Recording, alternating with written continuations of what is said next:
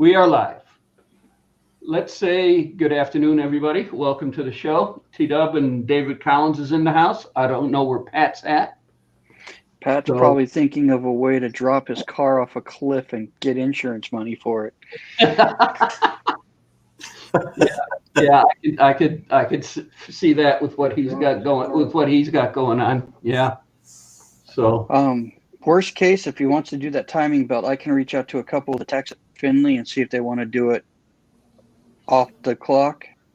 88 Katana, what's going on? I would sit there and have a professional do it, because when those things go, they tend to launch valves and pistons. It depends upon if it's a, what is it called, a no clearance or a no interference motor. If it's an interference motor, then if that timing chain goes or belt goes, then he's going to start damaging. It's going to be catastrophic. But if it's a no interference motor, he should be okay. Yeah. But if it's a valves. Well, let's see what's he doing if he's going to jump on.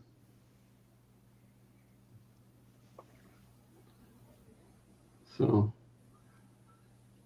how's your week been going, David? Let's see. I can't remember much about it. We were off from work because of inventory. I only worked Monday. So just been sticking around the house and doing, not going out because I have to wear a mask everywhere I go. So I've just been chilling. I came out here at 1 o'clock last night, and Jimmy C was still on, going strong. So I went online with him at 2. And we were on until 6:30 this morning. It's like, are you ever going to go to bed? Well, no, because my wife doesn't have to get up to go to work until 8 o'clock. And it's like, okay. Damn. All right. I forgot all about his show last night. I was just sitting there doing. I was out in the garage tinkering and everything else. Hold on. Grandma's in. Okay, and let's see, 88 Katana. Just say hi to everyone. Need to finish painting the bumper and the fender. Peace out. All right. Scrapping Irish is in the house. So, okay. No. See, should I start venting now? My week has been No, wait about another 30 minutes or so, maybe get some of the people. I've just been bored. Yeah. Interesting to say the least. So we'll go through that in about 30 minutes. So I've just been bored this week. These shows that YouTube is, a lifeline. I look forward to Jimmy C. I couldn't quite stay up till 11 last night. I went in there at about 9, I think, and crashed, and then came out here at 1 or 1:30 and was with Jimmy until 6:30. And then next thing I know, it's 8:30. And I thought, I got to go back to bed. I got to get another couple of hours of sleep. So I go in there, and the next thing I know, it's noon. And I haven't even had breakfast. I did take my meds at 8:30 before I went to bed. So I wasn't without meds. So that's a confusing schedule, I know. I'm not a late sleeper. Felt really weird. And then I had a headache on top of that because I had 4 beers with Jimmy. Drinking beer in the middle of the night. I started out with a cup of coffee, and Jimmy had a beer. I said, "What are you drinking, Jimmy?" And he had it in a glass, so I couldn't. "Oh, I'm drinking some Miller Lite." And I said, "Oh, I got Miller Lite." So I went in there, and I didn't have any in the refrigerator, but I did have an Oktoberfest with him. There you go. I might have the last one on tonight's show, the last Oktoberfest. I saved 2 bottles for like February because I wouldn't be able to find it in February. Oktoberfest in February then. Yeah, okay. All right.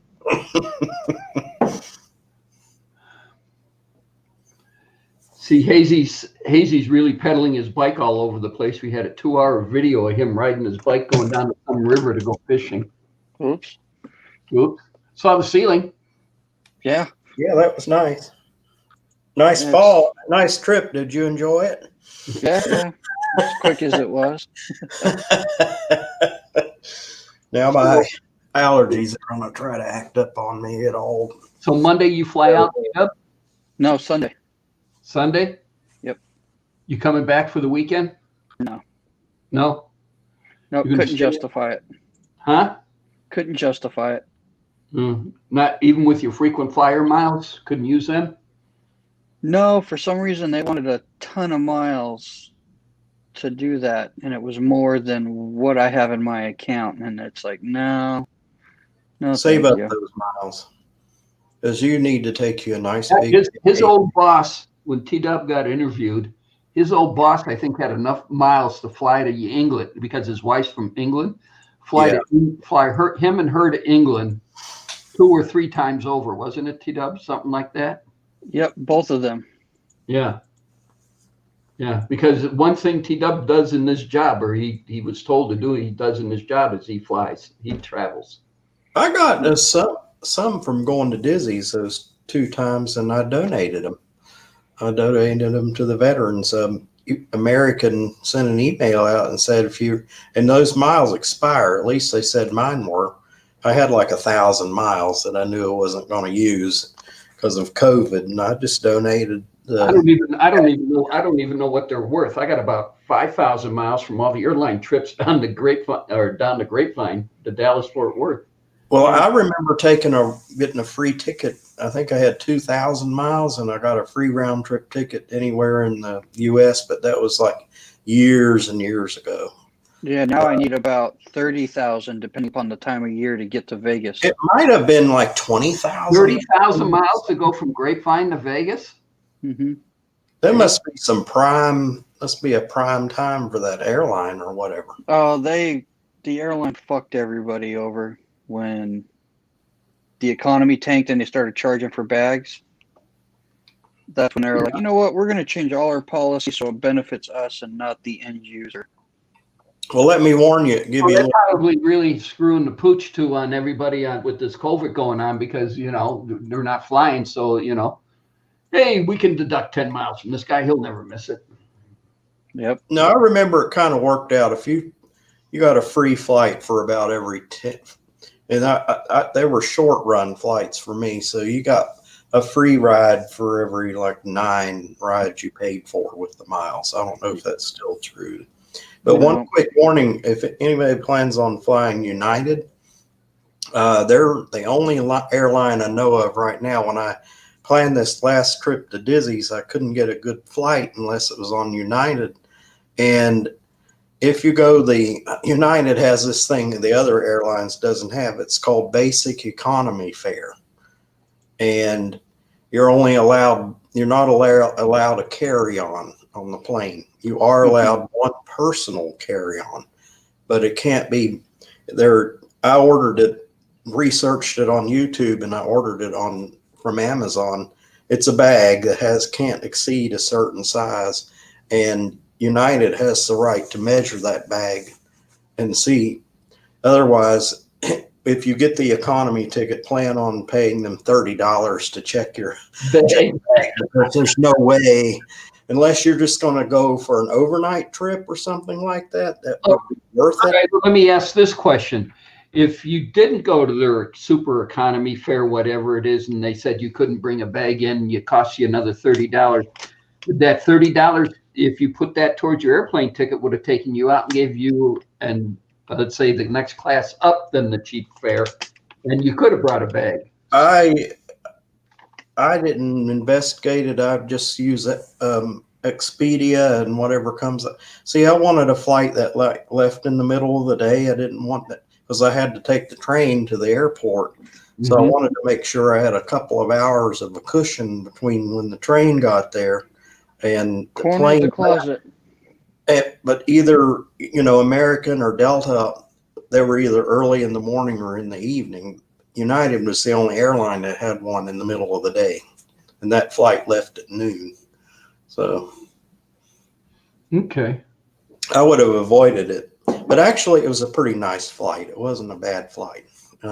They flew us from Boston to Newark, and there was a quick change in Newark. They put me on a commuter flight back to here, a little tiny thing. Yeah, the only time I flew a little commuter flight, tiny little thing, is we went from here to Palm Springs, and it was for AFSA, T-Dub. Oh, really?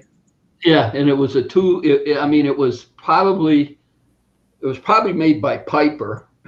I mean, this was like 14 passenger, twin turboprop.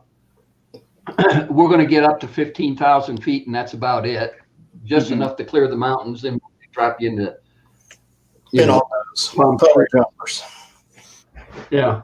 So this flight on United, I think there were about 30 people on the plane. It was a little bigger than that, but it wasn't a big plane. It was small. T-Dub was not even a year old. Or was he a year old? I'd have to ask Nancy. But we got a ticket on United. We were flying from Hill Air Force Base to Chicago, O'Hare. And they were bound and determined to give T-Dub a ticket, but he was small enough to where he was sitting on Nancy's lap. So we didn't have to buy him a seat per se. But they were bound and determined that he needed a ticket. So and Nancy saved this ticket, but it's a ticket and it has Thomas William Noble on it, everything else, Las Vegas, Nevada, Chicago, O'Hara, and it's the old style tickets that printed out on the dot matrix printer. So, I mean, and all that, and then the dollar amount, 0.00. That's something kind of a save as a souvenir. Yeah, so when are you going to see an airline ticket with 0 zeros for the dollar amount? So I've seen an airline ticket that cost a penny. Okay. When I went to Miami, I flew on Continental, and they had a little sale going on called a penny fare. And if you flew as a companion with another person on the flight, your ticket was only 1 penny. And they ran my credit card and charged 1 cent to my credit card. They ran a penny flight than the full fare to the other person. It cost them more money to charge it than it did for the what I did was credit card. I think actually what happened, I paid the transaction. I mean, I paid the airfare and he paid for the rental car, so it worked out about even. And we did a settle up on the food at the end of it, but it was he got the rental car. He took care of everything that had to do with the car, and I took care of the airline ticket and fare and all that. Right. So, but yeah, we had to give them both credit card numbers. It had to be a different number. And you're right; it would cost, the transaction charges would well exceed the penny. Another thing I did is United Airlines. Back in the late 70s and early 80s, had a 747 that flew from LA at night and stopped in Vegas, stopped in Chicago, went to New York, and it was for the commuter flight at Dawn 100 to sit there and load up with all the people going to, because it was straight through from New York to the West Coast. It wasn't stopping anywhere, and it was their business flight, and it was a 747, but you could jump on the ferry flight going back. And every time I went back home, sit there and visit my parents, I would jump on that plane, because you'd be on a 747 and there would be probably 100 people on that plane, if that. Practically empty, yeah. If that. I mean, so that was, to me, that was a great flight. I always loved that. It's quiet, and you can just have space, Mm-hmm. You can get all 3 seats in the 3-seat row. You'd sit there and put up all the armrests, grab a blanket, and grab a pillow, and just crash. And the only thing the stewardess wants you to do is make sure you had 1 seatbelt on you. Right. That's just landing and takeoff, and they tell you can take off the seatbelt. You're free to go. Huh? Actually, I don't take my seatbelt off. I've been in aircraft, military too, that hit air pockets, and I No, you were here and now you're down here. But The only time I keep it on all the time, the only time I take it off is when I get up to, I've never had to use the bathroom on an airplane. Never have had to use the head on an airplane. But you're not missing much. I don't remember. One time I had to stand up because somebody's sitting, I was on the aisle and somebody by the window needed to get up and go to the bathroom. It's the only time I ever took my seatbelt off on an airplane because had to get out, had to stand up to let the lady out. Mm-hmm. And then she disappeared. She was gone, and bathroom was in the back. And I'm looking and looking and looking for the lady, and then the stewardess says, "Well, can I help you? Blah blah blah." Yeah, somebody needs to go to the bathroom. I'm just waiting on them to get back. And then the bathroom lady's coming from the front of the plane, coming the other way down the aisle. So I guess she went up to the galley. She went up. With the bathroom, went up and got her some coffee or something, and came back to her seat. First class head too. It was I was over the wing. When you tend to get the economy ticket, you're pretty much toward the middle of the plane. Mm-hmm. You're not in the back or in the front. Okay. Yeah, it's kind of heck. You get a seat over the wing, you can't really see anything on the ground. No, you see a nice silver wing. You see about half silver wing and then half ground. You imagine what was that one flight that sat there and this guy was sitting there? I think it was Southwest Airlines, and he had the window seat and he was looking at the engine and everything else, and the next thing he knew, the engine front cowling just blew off. Can you imagine sitting there looking at an engine and then the engine cowling just blows off and rolls over and you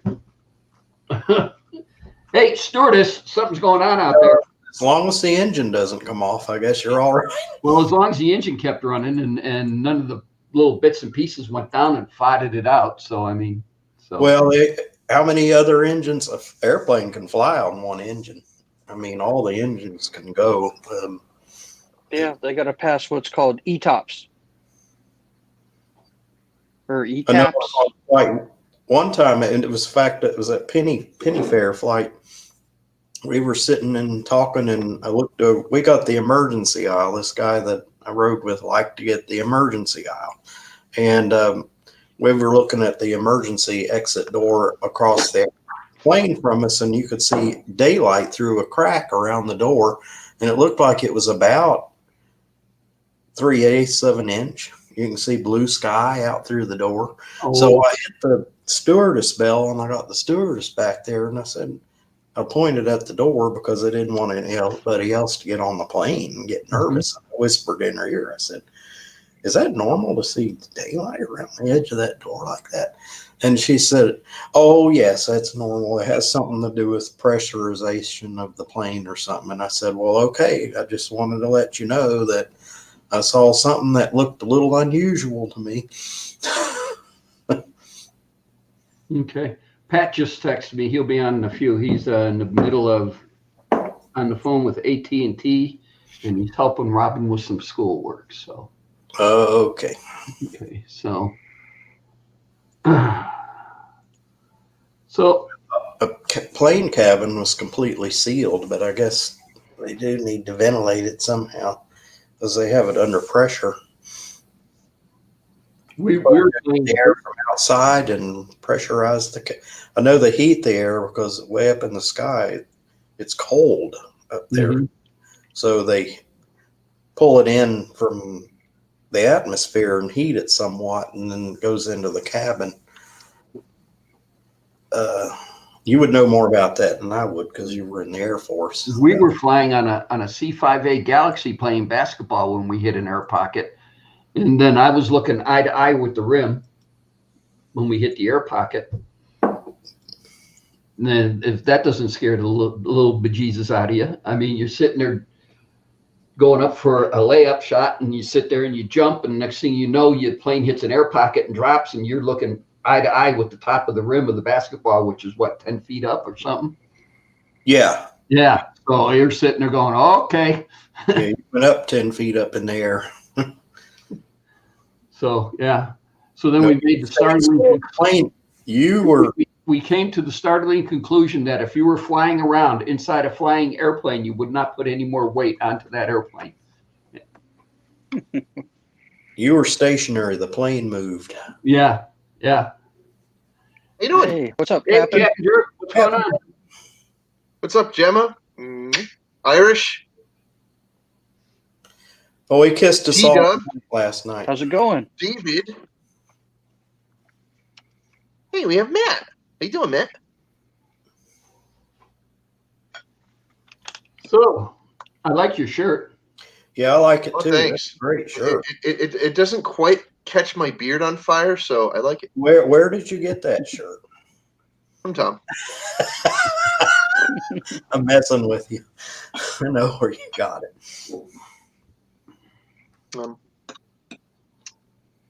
I have two of them. I should say Crystal has one. She had one. You like how that works out? Yeah. You buy 2 T-shirts and all of a sudden one goes, this will make a perfect night shirt. I Yep. remember buying my wife a camera for Christmas, and it was a decently nice camera. And I said, "Merry Christmas." And I used the camera. She may have used it like twice. She got like one of these cheap Instamatic things, and we took all these pictures of a family reunion with one of these $10 Walmart special. And half the pictures were blurry and, a little embarrassing. So that Christmas, I bought her a nice pocket-sized camera. She never used it. I ended up using it most of the time. And you know what? I left it in a cab and lost it. One time I took a cab somewhere and had the camera. I put the camera down. I know what I did. I put it down on the seat beside me. And when the cab reached its destination, I got out and the camera didn't come out with me. So.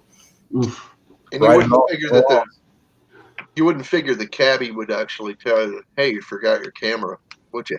Yeah, well, hey. I called the company and I knew what car it was. I said, "Did anybody find the camera in the back seat?" And they told me no, so I knew the camera was gone. Yeah. But it might have got picked up by the next person that took the cab. Right. They might have gone, "Ooh, camera."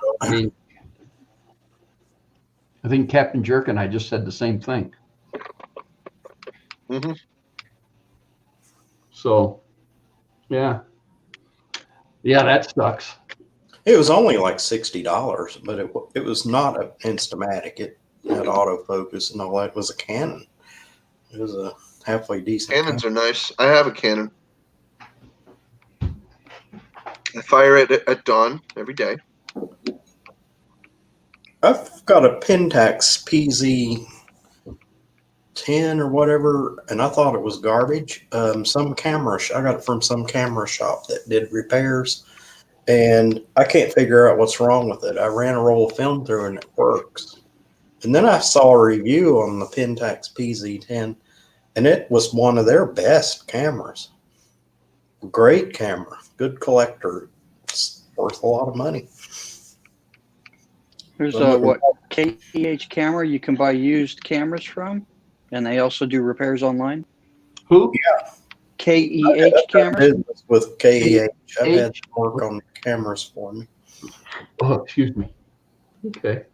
You just go online, you put your information in the computer, and you put your credit card in there and everything, and then it'll print a shipping label out, and you put your camera in a box and ship it. It's prepaid. Yeah, they used to send you prepaid boxes to send your equipment back to the cable company after you're done with it, right? Yeah. Your service, or when you freaking get something like a different piece of equipment or whatever.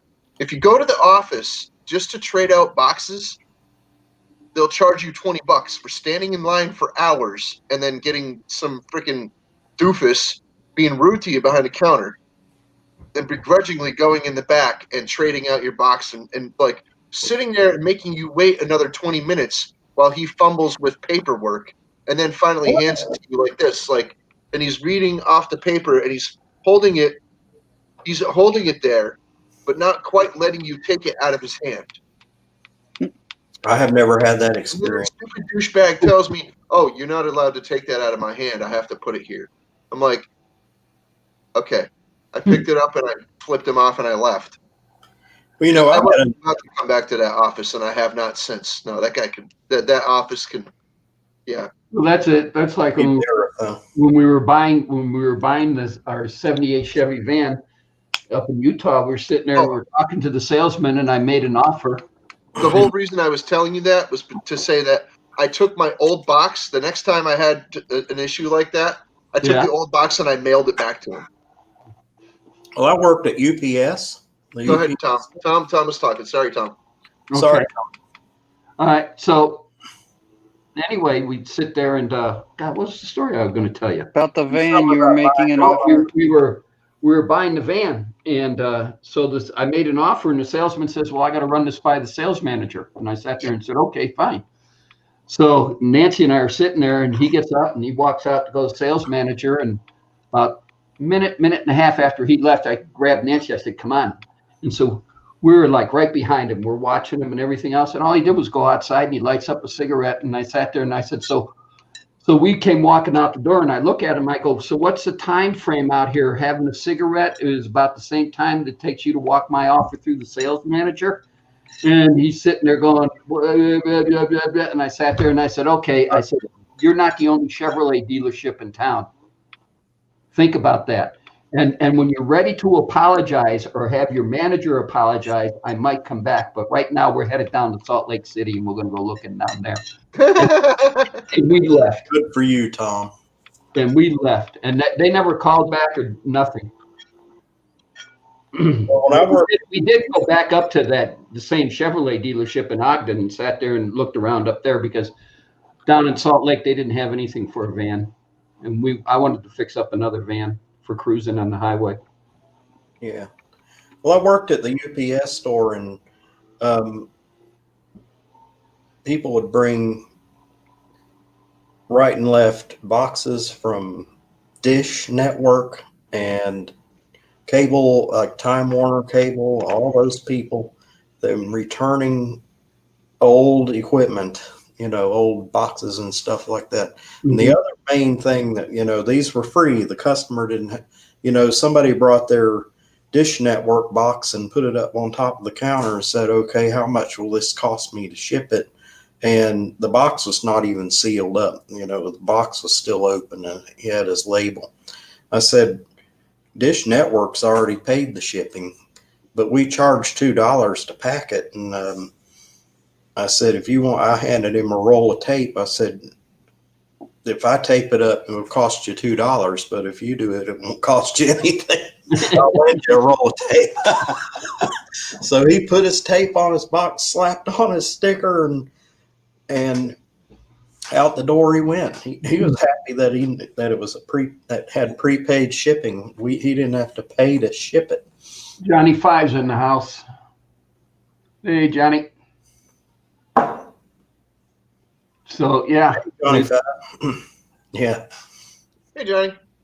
Well, that's working the same thing like the guys with who I found who pulled data off of old hard drives. And I had 2 hard drives from the old computer, and I lost a lot of pictures of the grandkids on there and everything else, but it's no biggie.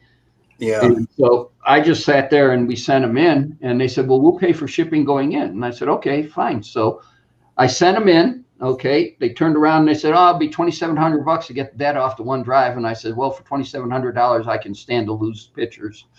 Thank you." And they sent them back to me, but they never paid me for the first shipment of me sending them to them. So $2,700 to take pictures off of a hard drive? $2,700. It's a 1 terabyte hard drive. It was $2,700 to retrieve all the data off that hard drive. I know somebody that can do that. What was wrong with the computer that you couldn't get the data off of it? The main hard drive, the master hard drive, was a 2 terabyte hard drive. And according to them, and actually I sent both hard drives into them, and according to them, that hard drive crashed big time. It burned sectors. It did this, it did that, everything else, the whole 9 yards. And you take that secondary hard drive and put it in a different computer. yeah, it was in this new computer, and we still couldn't read it. They're here. T-Dub's going to take them when he comes up next time. I am.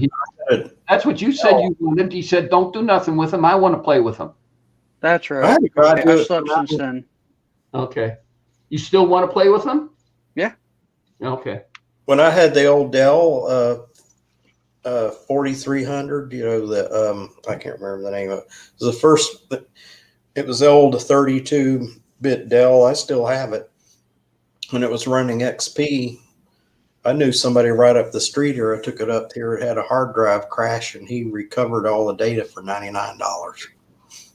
He had a hard. This guy was kind of a nut. He did IT work, for businesses, but he gave people like us a real break. He would fix anything for $99 unless it needed parts. And if he didn't have to order the part, he didn't charge for parts. He just put another drive in. He transferred it off of the old drive, put it on the new one, put the drive in, charged me $99 and sent me down the road.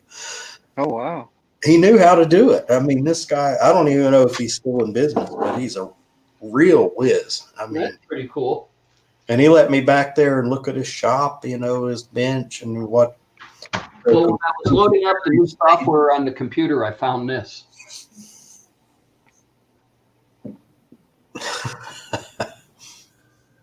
Anybody want some brand new software? Hey, look at, you gotta look at that date there. I mean, come on. Yeah. You might put that on eBay because somebody might have a computer. There's people that collect computers. People that collect software too. And they would love to have that. Yeah. There are people that collect AOL CDs from the free AOL era back in like 95, 96. There are people that collect those things. I'm like, oh my. Oh yeah. There's no shortage of them. I had an antique dealer tell me that what eBay is doing is selling people memories. I mean, yeah, I've bought back memories from eBay. That's their business. eBay is selling memories back to people. Oh, I had that when I was a kid. I wonder if it's on eBay and you go back. That's a big part of their business. See? Yeah. Yeah. Well, hell, what did I do? TW remembers this. I sat there and I saw this stuff going on eBay when eBay first started and I joined. And I sat there and I says, well, hell, I got my old Sansui 8080 dB amplifier sitting in the receiver sitting inside the closet. So I pulled it out of the closet. I plugged it into 2 speakers, got the antenna on. Hey, FM works. I put it on eBay. And there was a guy actually after those amplifiers.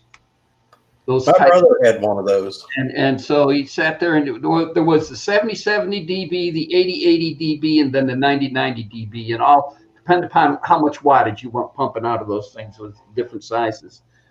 And the dB was Dolby on it. So, I mean, but I was totally surprised that that amp was over, I want to say 20 years old. Was it, T-Dub?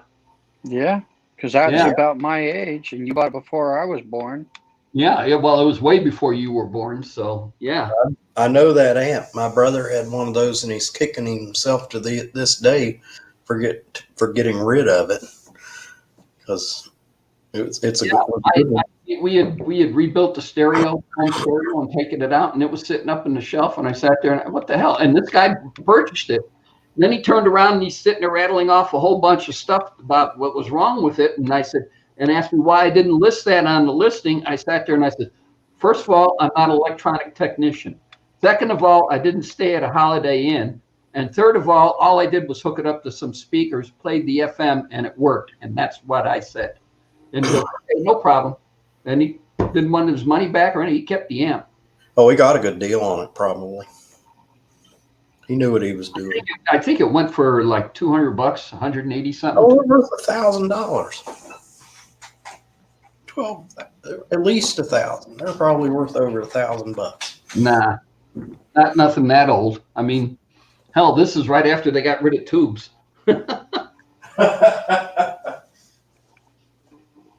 So, yeah.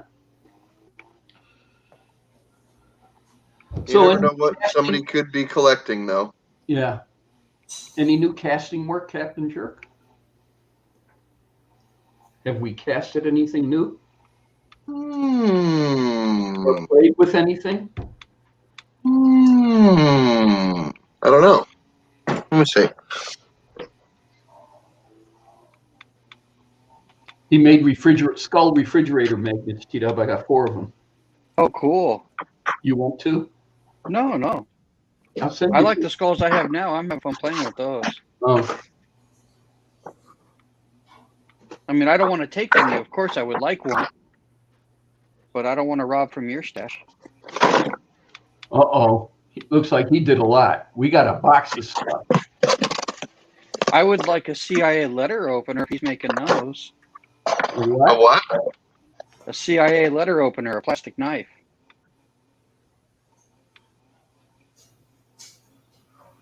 Look at he's thinking. Here, I'll even give you something you can use as a sacrificial mold.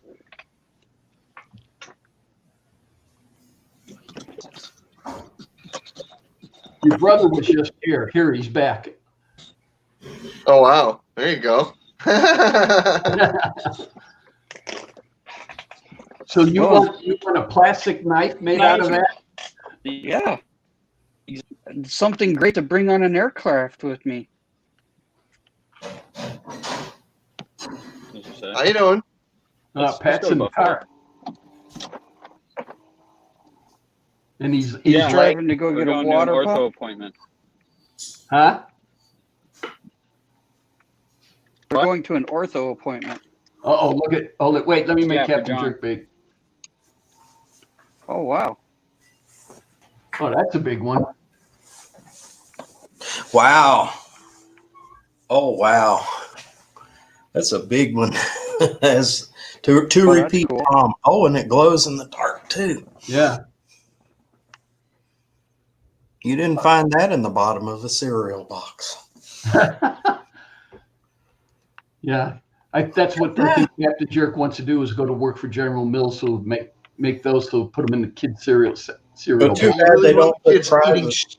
You really want the kids eating strontium. That looks cool. Well, you know, Cracker That was way Jacks cool. doesn't even put prizes in their boxes anymore. They just put one of those little things where you scan it.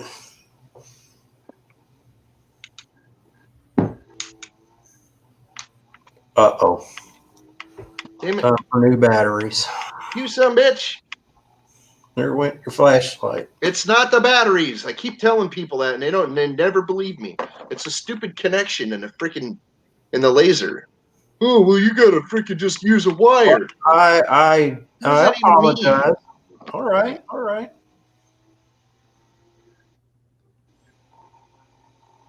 Oh, that's cool. The Yeah. whole thing will light up. It's just that I have a laser pointer right now. Yeah. So it's not That's very a neat contrast. efficient at lighting up the skull, but you see how the whole thing will glow.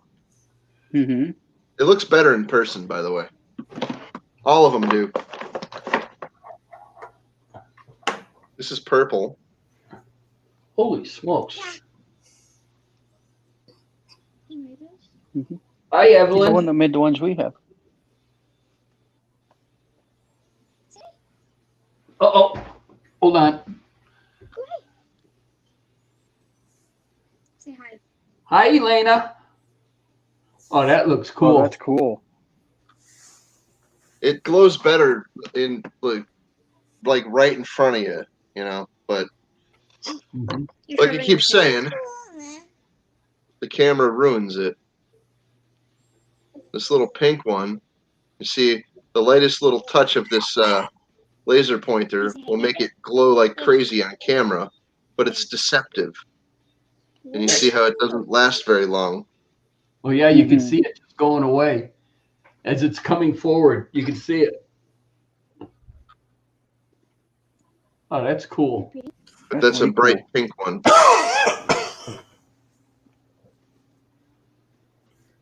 Hi, Elena.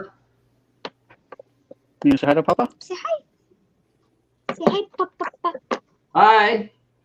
Papa.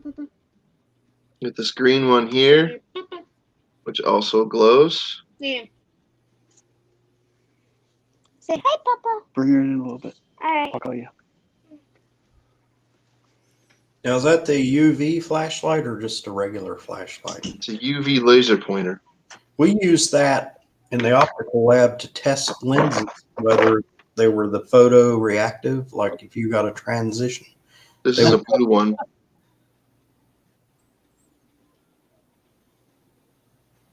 Oh, that one's neat.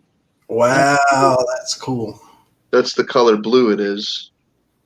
And it even glows on the back a little bit. Not as much. Most of the glow powder settles into the face part.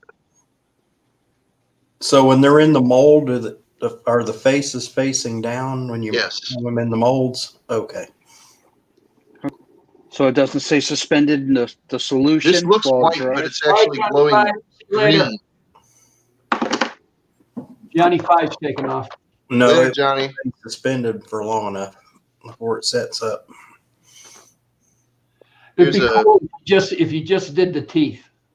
There's a purple one. The face got messed up, so this is a reject. But That one didn't pass quality no, it assurance. did not. No, it did not. Quality control. Nope. Only if you Nope. could melt that stuff back down and reuse it. Nope. Yeah. No, Nope. you can't. Absolutely cannot, though. Yep. Permanent. It does glow, but not very well either. So, it's not like it's a big deal. I started cutting into it, like right there. You can see a chunk of the Yeah. jaw missing right there. But, yeah, there's a bunch. There's this one here. This one glows too. Are you selling all these? Yep, all of them. Everything's for What are they sale. going for? What are Huh? they going for? Oh, different prices. This one was an experiment. This is a darker blue. And you can see it's just a lighter, grainy blue on the front. I tried to use Kool-Aid powder, and it didn't work. So now it smells like Kool-Aid powder. It doesn't stink. It just, if you hold it to your nose, you can smell. Well, that Kool-Aid powder. sounds like it would be a good idea. It sounded good in theory. Because they put so much dye in Kool-Aid. There's another one of those blue ones. They vary in price. The big bastards are a little more expensive, but got a purple one here, So how much are the big ones? shifter knob style. Oh, I didn't even think about that. That'd be a cool shifter knob. The big bastards. Yeah. These are at least 40. Okay. Plus shipping. Okay. What are the next guys? This guy right here, these ones, they glow. So these ones are about 25. Okay. These ones would be about 20. The shifter knob style. These are probably about,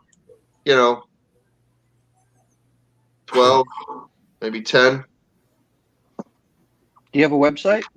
Something like this would be like 5. Anything smaller than that, I usually just, unless you want a lot of them, like 5 or 6 of them, or anywhere from 4 to 4 and up. I wouldn't even charge for them if it was less than 4, but Yeah. just throw them in as an extra in the package. You know what I'm saying? It's like, oh well, these aren't even worth like $1 here. Ding, ding, ding, ding. There you go. There's 4 of them. That's not even $1 worth. Mm-hmm. Like the poker chip ones and these little grape sized ones I've got. These size, they're tiny. They're literally the size of a grape. So those ones, they're not even worth $1. So I mean, when I make the new mold I want to make, it's going to have the capacity to make at least like probably 10 of those at a time. So, you know, it's not even going to freaking be that much resin to pour all of those little tiny freaking pieces. It's the skill of being able to hit the hole, you know, pour it in. So whatever. But yeah, we got this one is in the flatback one. This one is in purple. And just to let you know, a lot of people don't even realize this, but these flatback ones, this style of flatback one, is identical face to these ones, the shifter knob ones. So if I hold this like this and I hold this like this, you can't even tell that one is a shifter knob and the other is just a flatback until I go like this. Mm-hmm. This is the face of this one. They're identical. They're the same. So if somebody doesn't want a full shifter knob style of this, they can get this nice little flatback. That's why I only charge half as much for them. Okay. But I also have a mold that allows me that affords me the opportunity to make these balls. I can make these balls, and this one just happens to be blue. Make all the jokes you want. And it's a glow ball. Get it? Globe ball. Glow ball. Okay. All right. So anyway, these I'm gonna have to sell for at least $20 because they're the same size as the shifter knob skull. Mm-hmm. The ball would make a great shifter knob. It would, you know, potentially, you know, you put the right sleeve in it so that it freaking, you don't have to thread the resin, you know. No, you put a sleeve in it, and then threading the resin itself would be problematic, you know. No, just put a sleeve in it. And, put a metal sleeve, epoxy and a metal sleeve in it, and then just metal sleeve in it. the sleeve. I have another one here that's like a dark green color. You can barely see that it's green, but it is. Here. See? Green. Yeah. But this one has a lot of bubbles in it. I essentially took the resin and I was whipping it like eggs. So how much air did you beat in the resin? Well, I was trying to freaking like mix the dye? The dye into the resin, and it just wasn't going. So I'm just like, I will get that to go in there to beat the crap out of it. Anyway, yeah, I've got purple ones, like I said. I got green ones. Yeah, I got a few purples here. I've got that one Han Solo in carbonite. That's the big one, and then I have 4 of these little ones again with this weird Kool-Aid powder that was chunky. It was damaged, so it kind of clumped up. Whatever you want to say. I also have this fella here. This is white. And you can't see the detail on this, but it's like this Celtic knotwork on there. It's in the face, it's in the eyes, everything. You can't really see it because, well, there's no contrast. It's all white. If it was dirty even, you'd be able to see the detail. Or whatever. And T-Dub asked if you had a website or just your email address, right? Just my email address. I don't have a website yet. Okay. I got a bunch of these little fellas. These are dark blue. I don't remember if they glow. Hold on. But these are fun for decorating different things. Yeah, they do glow. Christmas is coming. You believe my wife already started shopping? Yeah, I can believe it. Because Black Friday is bullshit, man. Yeah. You know that, man. Nobody got to tell you Black Friday's bullshit. No, I'm gonna start my Christmas shopping now because of the rumors about the post office. This one I tried. Actually, what we did last year was pretty cool. Is we did everything on Walmart, and then all T-Dub had to do was go to the Walmart store in Grapevine and pick it all up. I did it all on Amazon last year and had it shipped to my mom's. And Hold it, what happened to that one, Cat? It doesn't have a bottom jaw. It's just got goofy teeth.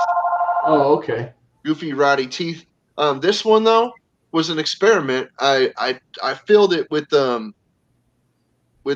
black RIT dye. So when you see this in person, you could actually see my finger through the top there. You can see my fingers around the edge because it's transparent. You can't tell, but until I put a light to it. You see? Oh, wow. It's actually transparent. You can see when you're looking at this in person, you can see all the particles inside of it. But I tried to use RIT dye, like this powdered dye that they have. Mm-hmm. I tried to use that, and I figured if it diffuses well in water, maybe it will diffuse well in resin. I was wrong. Yeah. I was wrong. It doesn't. Well, that's how you experiment and find out stuff too. Yeah, it in fact did not work very well. It produced a cool effect, but it's not what people are going to want for a finished product. Well, Kool-Aid is meant to dissolve in water, so that tells you things that will dissolve and that will dissolve in water. I'm going to get a beer. I'll be right back. Okay. To be fair, Kool-Aid usually does dissolve in water. Yes, it'll dissolve in water, and it will actually usually dissolve in resin. But this time it didn't because, like I said, it was damaged and it was chunky. Oh, so the chunks didn't dissolve. I have bought Kool-Aid, and it's been chunky. Yeah. Sometimes it doesn't even want to dissolve water, depending on how chunky it is. No, you'd have to like little floaties. You're like, the bag might have gotten a little pinhole in it or something like that, and the air got to it. They got damaged with water before. Yeah. So humidity's so high around here, and if the bag isn't perfectly sealed. This one has a grainy texture from that Kool-Aid, and it's a skull shape.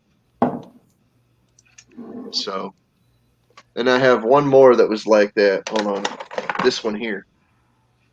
This skull. This skull actually looks cool because it looks like blue stone. That this does. One just it almost looks like a granite.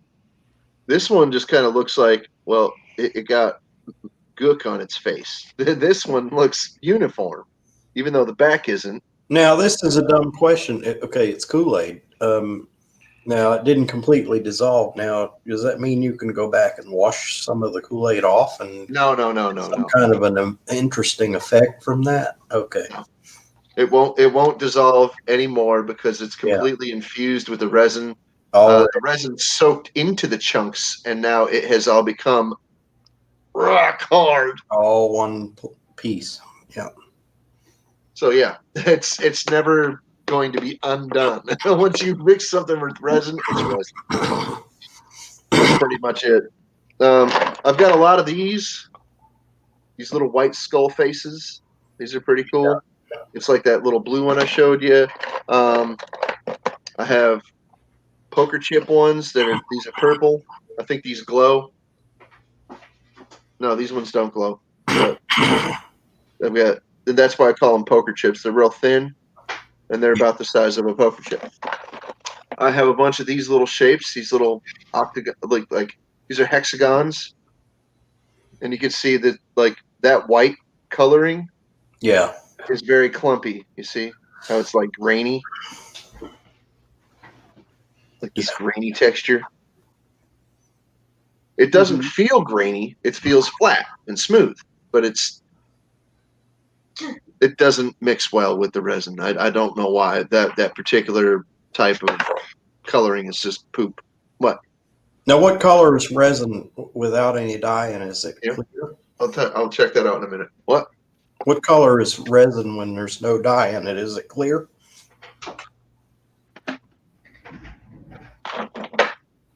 Sure is. Okay. So the white, even the white, you have to put a dye in it to dye it white. Yeah, you have to dye it white. I can get resin that actually cures a white color. But this right here, if you saw this in person, you would see the laser going through it. Like you can see it a little bit. Yeah. See? Yeah. But you'd be able to see it better in person. That the laser is just like going through it and not like making the whole thing go bling. But it shows up that way on camera, but that's not actually what's happening. It's in reality, you could see like you can't see it on camera, but inside when I go like this, you can actually see particulates in there. Like there's actually stuff that got trapped in there. Yeah. I'm just noticing for the first time. I've never noticed that before, but there are things that got trapped in the resin. Oh wow, that's really cool, but you can't see it. Now you got a special effect there. They're all different. They all have. No, it's just contaminants because the camera won't. The camera won't capture it. All right. Air. Cool. Yeah. I've got a bunch more here. I have this style. It's a little different than the other ones you've seen. Mm-hmm. This one does glow. So a lot of people have talked about putting googly eyes in there because the eye holes are flat at the bottom. Yeah. Yeah. I have this one here. This is not glow, but it's a nice indigo blue, like a Levi blue, whatever. I'm going to have more molds of that as well. I have another Han Solo here, another Han Solo here. I'm trying to find the one that does glow. So we have a glowy Han Solo. I could call him Han Glolo. That's lame. I know. Yeah. Han Glolo. There we go. It looks better in person, but the camera just over exaggerates the light effect. But you could see them on there. Anyway, that's pretty much it. There's just repeats in here of what I've already showed you. I've got blue ones of the hexagon shapes. These are from a honeycomb mold that I have. And when you glow it out, when you expose it to UV, the bottom part will glow. And you see the layers. Yeah. Yeah. Let me see it on the side here. See, so even the back, like you could see the glow through it, but only one side will glow because all the glow powder settles to the bottom. So that's it. That's what I've got to show. Okay. That's all the molds I have right now, pretty much. I mean, I did a few small pours, and varied results, as you can tell. Some are good, some are not. It is what it is. Freaking. You take what you get. That's it. All right. Cool. So thanks for the time. Appreciate it. Yeah. Well, the only way we get out there is to show what you got and what you're doing. That's right, man. Yeah. Now we have a movie of you. Yeah. Yep. Some people want what I got, and they don't think they can afford it. Well, I've got items in all price ranges. Yeah. All price ranges. I can either use flat rate shipping, which is a form of like 2 or 3 day shipping. That not necessarily what a lot of people would consider to be expedited. I haven't used FedEx, but I suppose I could if I needed to or whatever. I've relied heavily on the USPS over the years because they pick up from my apartment building. Yeah. There's boxes out there every day. Like every day, the freaking mailman will, 5 days a week, Mhm. mailman will come. So 6 days. Yep, we have Saturday delivery. Yeah. You know, a while back, like years ago, they were going to stop Saturday delivery. You know what they did instead? They added Sunday delivery. Yeah, I've noticed the trucks going around on Sunday. I wondered what that was all about. They added Billions of Sunday dollars in the delivery. hole. They stopped it. They tried it out in our area and they found out that it wasn't equitable, so they stopped it. Which They whatever. I they thought used to maybe do it here. just overnight deliveries, you know, You like get delivery on Saturday, T-Dub? Or they On stopped it? Sunday? No, we get it Uh, on Sunday and Saturday. You get it on Sunday and Saturday? Yep. I've had Oh. certain things that I've ordered come in on a Sunday. Yeah. I've had I Amazon get orders. it on a Sunday. I've had stuff from Amazon show up on Sunday. Now I don't know if it came through the post office or if it was Amazon doing it. I don't know. 8 days a week. Yeah. I think it's ridiculous to have 7 days of shipping. You know, I mean, just personally, like I think it's ridiculous too. I think 5 days a week's enough, you know. And if you want overnight air, you know, you want to pay extra to ship it, have it the next day, then I could see that, but only for the next day delivery, not for any other deliveries. Yeah. No, Saturday delivery is fine with me, but I mean, if they voted it out, I'd be like, oh, okay. It wouldn't bother me. It would save, you I know, don't have to walk to the mailbox on Saturdays anymore. it would save them everybody money. You know, in the long run, everybody would Or in benefit. T-Dub's case, he doesn't have to yell at the girls, go check the mail. Well, yeah, I mean, it's fine. To me, either way, keep it, ditch it, whatever. I at this point, I really don't give a crap. Mhm. I don't If care. what David was saying, though, like if it's an overnight and it comes on Saturday or Sunday, then definitely deliver it. Okay, of course, delivery for that, yes.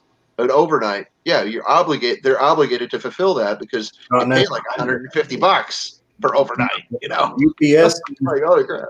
UPS didn't deliver overnight shipping on Mondays. I mean, on Sundays. They did on Saturdays, but they would not deliver overnight on Sunday. FedEx But- does though. But, you know, I see that would make sense if you just paid and I don't know what it costs, $30 now. It used to cost like $10 to send something to somebody overnight. And now it's ridiculous. It's probably $30, $40 now. What are you talking about? Something? You're talking about an envelope or a package? And then an envelope, I remember it was $9 and something just to send an envelope. Yeah, that's like probably like $25, dude. Yeah, an envelope that's about the size of this. Well, I'm currently featured, so I can't see what you're talking Oh, okay, right. You are featured. about. Just a He woke up the operator, okay. Sure. a flat, you know, envelope. Yeah, that's So- like $25. Yeah. Okay, I thought so. About $30. Yeah, that's pretty Well, much. anyway, you're saying freaking like for an envelope or whatever. I'm talking about like a package. Like if this is a Oh, yeah. 1 pound package, right? That'd be $50. Keep going. It all depends on where you ship it. The weight and the size, that's what it counts. Weight Yeah, and size. it's pretty crazy nowadays. There's I was looking at shipping a 1 pound package somewhere, and they quoted me over $100, and I was just like, I'm coming, Elizabeth. You remember that package I sent that I Well, told UPS to send Dizzy or Hazy his branding iron and a 6-pack of beer. UPS wanted $170 some odd dollars. Yeah, UPS tends to run a little more than the post office runs. Yeah. But That package I sent Captain Jerk, I said, okay, that'll probably cost a certain amount of money because I'm used to shipping stuff everywhere, you know. And he sent me the money. He put the money in my PayPal, and I shipped it, and it turned up to be almost a little over half of what it cost. Oh. Wait a minute. I owe you a credit. You got a credit on that, you know. I'm not worried about it. And you said you weren't worried about it. But anyhow, it was almost half. It was just over half of what I imagined it would cost to ship something. Okay, now this is my turn, David. I'm going to get on and I'm going to start bitching about my week. Yeah. It's about So if you guys want to hear, and I'm going to warn everybody, there might be an F-bomb or 2 or 3 or 4 or 5 or the 6. F-bombs. 30 or 40. I'm going to go get a beer here in a second. We do Okay. want to keep it family friendly, but you can drop an F-bomb now. But there will be some language here, and I'm going to start it from the beginning. Back when I got the Camaro and I decided that what I was going to do to it, I had 2 plans. The first plan was I had a 68 327. I had a Muncie 4-speed. The subframe was bent. T-Dub and I went down to Arizona to a junkyard, and we already got a new subframe for it. We had gotten all this, lining it all up and everything else, the whole 9 yards, and then my dad passes away. And so the car was put on the back burner while I was dealing with that, because then I had to go help my brother deal with the house and taking care of everything. So then it stopped. So then back in 2007, I started back up on the Camaro. And at this time, my dad's estate has been resolved. The inheritance checks have been dished out to all the kids and everything else. We sold the house. We're done, so I get back on the car. So I decided then that I'm going to go all out on the car, because it's the inheritance check is to me, I'd rather have my dad back. I don't want the money.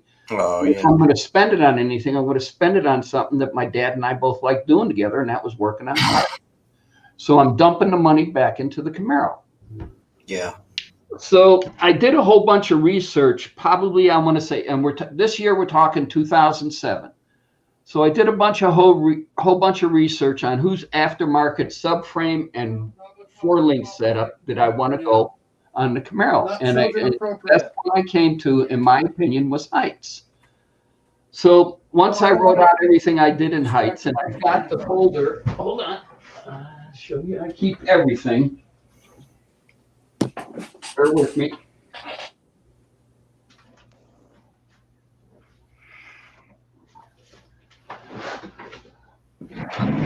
I got the original paperwork here that I wrote out of all the parts I wanted to order from Heights when I wrote it all out and everything. So I called Heights and I talked to a gentleman there, and he sat there and he says, "We don't sell direct. You have to go through one of our dealers." And I go, "Who's the dealer in Las Vegas?" And they said, "Tucker Classic Cars." And I said, "Okay, fine." And I located Tucker Classic Cars, and I said, "Okay." And I went in there and I talked to these guys twice to feel them out, to see, because if you're going to spend $10,000 with somebody, you want to know what's going on and Well, yeah. how good they are. So I went into Tucker's and I talked to them. And I said, "This is what I'm doing. I got a 1968 Camaro. I'm going to retro mod. I want to use the Heights Pro G front suspension with tubular A-frames, sway bar, and coil-over shocks. I also want to put their rear end in with 370 gears, posi, and I want their 4-link with the Curry rear end, 31 spline axles, and we're putting disc brakes on all 4 corners." And they said, "Okay, fine." So we're talking and talking. So then I order everything. And so parts start coming in. The garage actually at one time looked like a parts warehouse. You don't say that because of all the boxes and parts that were in the car. So we start assembly and we start putting the car together. We get to the brakes with Heights, and I told Heights I wanted 13-inch rotors all the way around on all 4 corners. And they said, "Okay, fine." But what they did do is they ordered me a master brake cylinder. Well, there's different master brake cylinders for drum brakes and disc brakes.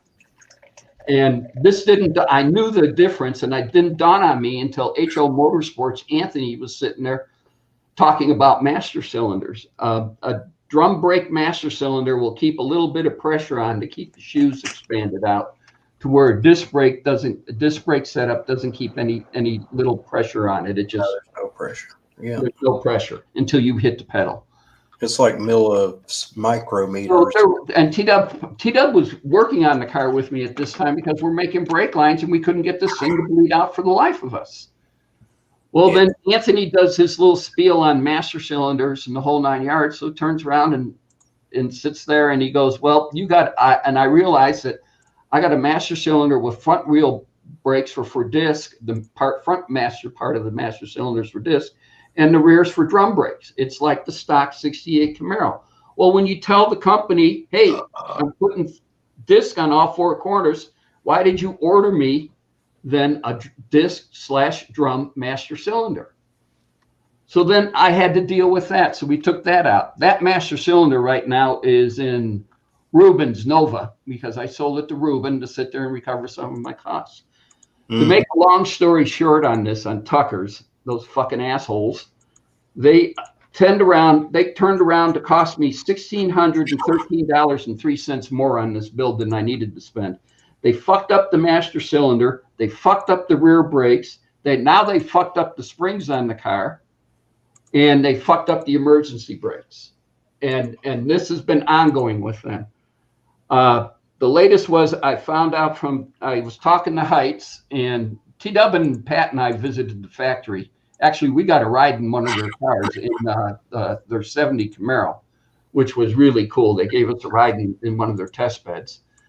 And the latest one was the springs. And I noticed this when I gave Kenny a ride when my fat ass was in the car and Kenny's fat ass was in the car. And I noticed that to sit there in the car didn't even hesitate with two big guys in the car. The car didn't even squat or didn't do nothing. And I said, this is weird come on. My weight and Kenny's weight had to be close to 600 pounds in that car. And it should have settled a little bit or done something, you know, and it didn't do anything. And this has always been in the back of my head. What did they give me on springs? So I pulled out the invoices and I called Heights and I said, I got these springs for my 68 Camaro. And he goes, okay, well, what's the problem? And I go, I think they're too big of springs. And he goes, well, those springs are for a big block car. He says, do you got a big block in it? And I go, no, I got a 350 in it. And they go, okay, well, you just need two new springs. And I go, no, they gave me these springs for all four corners of the car. And he said, the guy goes, wait a minute, hold on. This is the guy from Heights.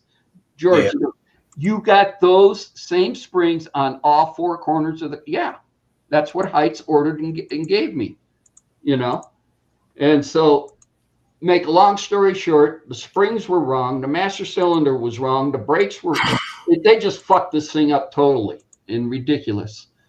Mm-hmm. Well, I got to get new springs. We're questioning the shocks.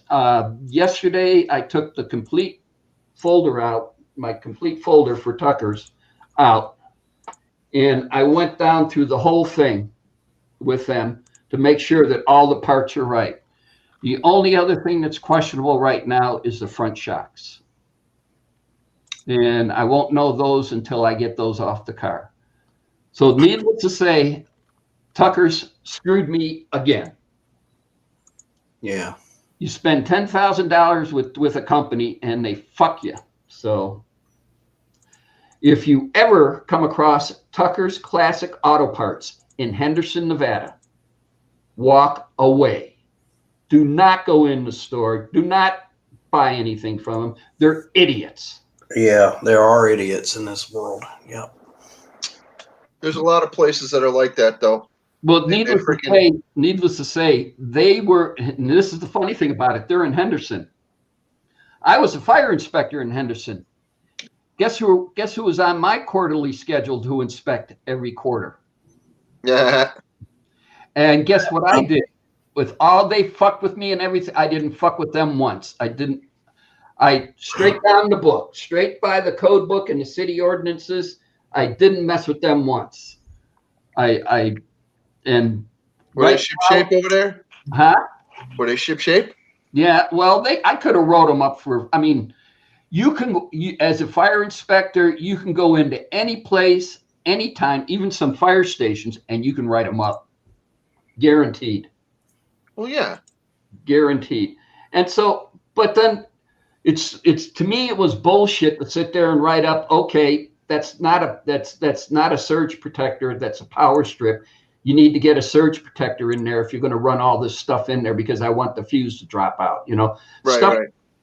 chicken shit like that. And I don't write stuff up. I make a verbal suggestion, and then I make a note on my inspection pad that I made the verbal suggestion.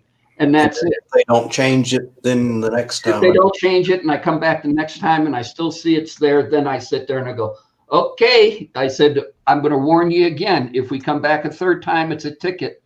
Press hard. There's 5 copies, and I hope you got $1,600. So, but I didn't write them up. I treated them fair and square. But for the life of me, I can't believe how somebody that incompetent is still fucking in business today. So again, Tucker's Classic Auto Parts, Henderson, Nevada. Stay the fuck away from them. They probably thought you were a retard or something. We got Like, them. oh, we saw this guy coming. Look at this asshole coming in. I have a coworker that gets screwed all the time. I don't know if it's something about his personality. He's losing his eyesight. He didn't tell me why or how, but he has all the motorcycles, and now I've talked to people around work about this guy, and I keep hearing different opinions. One guy says, "Oh, don't go over there. All he has is junk." And anyhow, this poor guy, somehow he got the idea that he wanted to take everybody at work fishing, take like 4 people out on the boat fishing. So he had a friend that had an old boat that he wanted fixed. The friend wanted fixed up, and Weldon said, I'll help you fix it up, blah, blah, blah, if you'll take some of us guys from work out fishing one day. Well, and the guy brings the boat over, leaves it in his carport, and then disappears. And it's like, I said, Weldon, it looks like he's using you as storage. So he pawned the boat off on you now. And he says, I work on that boat every day, and he doesn't come and help me with the boat. And I said, well, he got what he wanted out of the boat. He wanted to get rid of the boat. He didn't want to look at the boat anymore. So he he's using you. The guy that owns the boat is using you. The word using. Well, now the boat's out of his sight. He doesn't have to worry about the boat, But people screw him all the time. It's like I'm not saying, Tom, you're a person that people would screw, but it's like there are poor people in this world that get screwed all the time. But Oh yeah, I know. I mean, it's they're like a magnet. People. I think Tucker sat there and thought I didn't know what I was talking about, and I didn't do any research on heights or anything else. If they knew I was at the factory with my sons, if they knew we got rides in their prototype Camaros, if they knew half the stuff that I knew about heights and everything else. The other thing we found out going through the receipts here and everything else is when you brought Heights Pro G subframe, because the Camaro is a subframe car, has a subframe underneath it. Yeah. And if you buy their subframe, their transmission cross member comes free with the subframe. I got a receipt in here where Heights charged me $150 for it. And I didn't realize that it was free with the subframe until I was going over the receipts with Heights. I got a little upset with Heights then, and I did say, this was your distributor. And I got to admit that they are working with me somewhat on it, because it was, quote, quote, their distributor on it. But it's still... there are some people out there that are under the impression that they know better than the customer. And, when you go in a freaking place and you need a 5/8 bolt, and they tell you, oh, no, you don't need a 5/8 bolt. You need you need this 1/2 inch, And you're like, no, I need a 5/8. And no, look, it's the same freaking pattern. It'll fit in this hole, but the head is a 1/2 inch instead of 5/8. You go home and you use it, and it snaps right off, and you're just like, look. You bring it back, and you're like, look, I had to tap that thing out of there because you sold me the wrong bolt. You tried to convince me that it was a 1/2 inch. you know, and it was supposed to be a 5/8, you know, and then And there's then they shrug your shoulders and go, "Oh well, we tried." Okay. yeah, there's just like, oh well, no, that should have worked. You did something wrong. You over torqued it, or so, you know. And they try to make it your fault. It's their stupidity. Like, well, what the hell? Well, You swore up and down that this half-inch was going to work, and it didn't. So I'm bringing it to you. I'm not saying that I freaking want you to freaking, you know, recoup my losses on this project or anything, but you are going to freaking give me a free bolt. Yeah. The most stupidest thing was I should have realized this right at the start when I realized what they had done with the master cylinder. And then right then and there, I should have inventoried everything. I should have got on the phone with Heights and talked to them. But I was more, I want to get the car together. Let's go. Come on. We got to mock the car up, get it painted.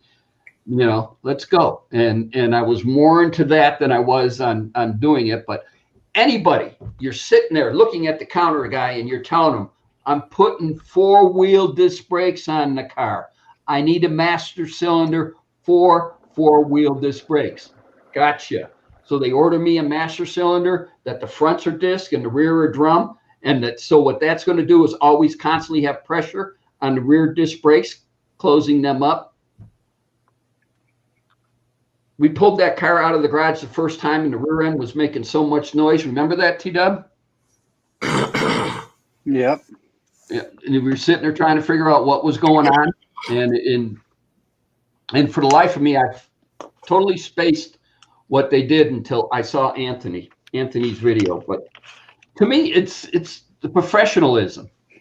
Whatever happened to the professionalism and customer care, you know? All is let's rip you off, get your money, and don't come back and complain to me about your problems. Well, they just had some flunky working that counter is what it was. You know, you go at there's a thing called a telephone.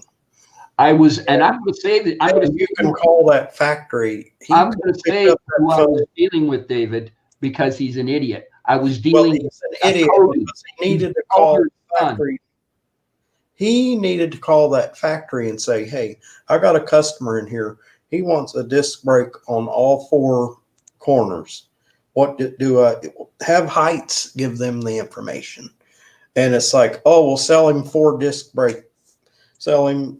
Well, if you're putting the master cylinders for disc brakes all the way around on your car, fixed it. Anybody knows if you're putting performance suspension on your car, your spring rates are going to be different for the front and the back. They're not going to be same on all 4 corners too. I'm aware. Yeah, he was So they send me all same springs on all the 4 corners. That's why I tried it so low in the front, T-Dub. Tom, there's certain freaking classes of racing where you're putting a different spring on different sides of the car. Yeah. Well, NASCAR, the spring rate is on NASCAR because all they do is turn left. Is you got different spring rates on the right front versus the left front versus the right rear versus the left rear. Well, you know, when I worked a parts counter, and I worked one for 13 years. And the customer would come in and say, okay, this is what I want. So he'd either have a list or I'd make a list, compare a list. Okay, and I would look at it and I would say, okay, you want this. Now there's one little problem. The factory these 2 parts aren't compatible with each. You're going to have a problem here, blah, blah, blah, over here in this corner. I would say, hold on, and pick up the telephone, and I might get put on hold for a few minutes, but I would call the factory that made this thing. And I knew the people at the factory. I knew the key people to talk to at the manufacturer that made that thing. I'd say, I got this guy that has a certain model number grill, and he has 3 burners, and he needs a solenoid valve for each burner. But I realized this grill has 1 solenoid valve for the 1 burner and 1 solenoid valve for the other 2 burners. And, you know, and the factory would tell me what to do, tell me what part to sell the guy. And then I would explain to the guy what the guy said, and it would work. He would take it back and install it, and it would work fine. But I saw, you know, I'd look at the guy's plan and I would go, okay, this will work so far, but I can see one problem with this. And in 5 minutes, I would fix the problem. I would know where to call, who to talk to, Mm-hmm. you know, so the guy wouldn't get screwed. You know, I tried to work with the people, you know. The I other appreciate thing, that about you. The other thing that I'm bitched about and everything else in the whole 9 yards, if you go into a company right now and you start taking, let's say you got an individual and that individual's helping you, and that individual now is starting to help you more and more with his time and everything else, that company's going to turn around and come back and say, well, you're going to have to start paying for his time helping you out and everything else on this. And so, you know, okay, fine. Well, it took my counter guy 25 minutes or 30 minutes to research this. You're going to have to pay, you know, $50. That's 30 minutes of his salary because he did the research for this or whatever. And, you know, and everybody goes, okay, fine, I'll pay it, you know, and everything goes fine. Well, you know, I didn't get. My question is, hold on. My question is, what happens when they send you the wrong part? I've got close to almost 500 hours on this car of taking stuff off that sent me the wrong part. Why aren't they paying me for my time now? Wait. Hold on. They're making you pay a commission, right? Is that what you're talking about? No, he lost. No, I'm talking about paying for your time. If I gave you the wrong part, I think I know what you're trying to say. if I gave you, no, here, it's real simple, David. If I gave you the wrong part to put on your car and it took you an hour to put that part on your car, don't you think your time, your hours worth something? Yeah. Don't you think that individual behind the park counter that gave you the wrong part should pay for some of your time? Well, you know, everybody on this panel, okay, have you ever stopped to think about what your time is, what an hour of your time is worth? Mm-hmm. Mine's worth $10 an hour. I know that's not that much, but throughout my life, you know, the various jobs I've had, when you average everything out, $10 an hour. So if I'm going to screw with something for an hour, I've lost $10 of my time screwing with it. Yeah. And if you go with the same thing that I was charging the state fire marshal for doing inspections a couple of summers ago, I was making $125 an hour. Okay, well, they screwed you for $125 because that's what your time is worth. Actually, I figured it out. I've got close to almost 195 hours on their fuck ups, not counting the next one that I'm getting ready to fix now. You've lost so much time on there. There's not even a price you can put on all that time you've lost on that thing. Not a price. That company should give you a free vacation somewhere to some remote site somewhere for a week. You know, there's no way to recover all that time. That company, that would bankrupt that company, that dealer or whatever. I was thinking of going down one day, since I'm a retired individual and I know everybody in Henderson. I was thinking of going down, taking the Camaro and parking it in front of Heights. You know, the parking stalls are like this, but sit there and park it perpendicular to parking stalls and make a big poster saying, this car was built regardless of the incompetency behind the people inside of Tucker's Classic Auto Parts. And just park it out there and wait. Because the guy who was helping me was Corey, and that was the owner's son. And this guy thought he knew every fucking thing. Well, see, that's the problem. He was family. Yeah. And I was family too. But, you know, I'm not going to toot a horn. I'm a smart guy. And if you show me something, I can tell you something will stand out. But something won't make sense to me. And it's like, explain this to me. How are you going to get this thing to work, because I don't see how this is going to work. And it took me some time to learn, but that's why I had that job for all those years, is that I cared. And, you know, I would care, you know, a customer would come in and thank me and say, you saved me X numbers of dollars, you know, in my time and all that. And I said, well, you know, I got this little sailboat and I'm needing help. I need to help somebody to crew on my boat for me. Will you crew for me one weekend? Oh yeah. You know, I'll crew for you, blah, blah, blah. And it was a network kind of thing. If you are good to somebody will be good to you. I mean, if you save them time and save them, No, to me, I want to get my pound of flesh of what they've taken from me. I want to get, and it's human nature to extract your pound of flesh, go after them, do something. I mean, at least, make you feel good, the whole thing, so I don't know. You just sit there and to me, then taking the car down and putting in front of their store and put a big poster on it saying, this car got rebuilt regardless of the incompetency of Tucker's Classic Auto Parts, and just do that and sit there and watch Cody waddle his big fat ass out of the office and sit there. What do you got? It's open parking. And I said, see the Henderson Police Department right here? Yeah. This buddy of mine, he says it's open parking too. But it's you damned if you do, you're damned if you don't. So I mean, the guys are going to continue to stay in business. They're going to continue to sit there and give crappy service. They're going to continue to sell people the wrong parts for their classic cars.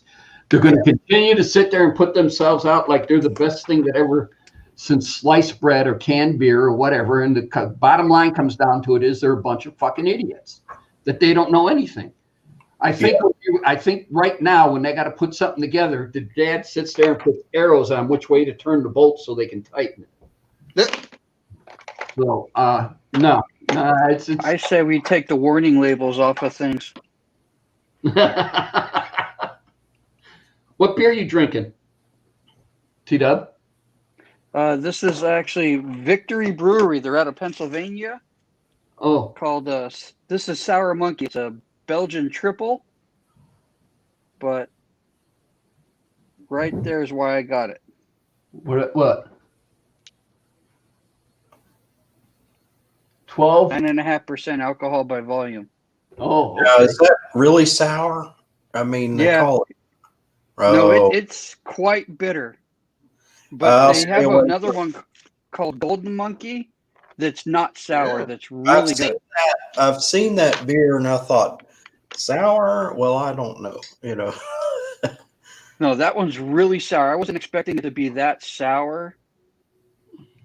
The first time you get that real pucker right there, where it's like, Yeah. "Ooh." Now they make like this in a pail. This October, this stuff is really, really smooth, and you can get this, Tom, because they brew it.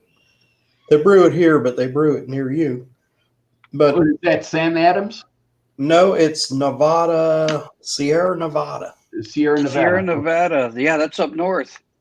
Yeah, see, that is the normal one you buy, which is kind of a pale color. It has a bite. That stuff is bitter, but this is not bitter at all. It's really, really smooth. Ooh, coming up, it's October. You should start looking for Santa Claus on the shelf. Yeah, we'll be looking. Start looking. Yeah, T-Dub came here and said, save those 2 bottles of Santa Claus. Came last Christmas. Didn't drink them. Drank everything else, but didn't drink those 2.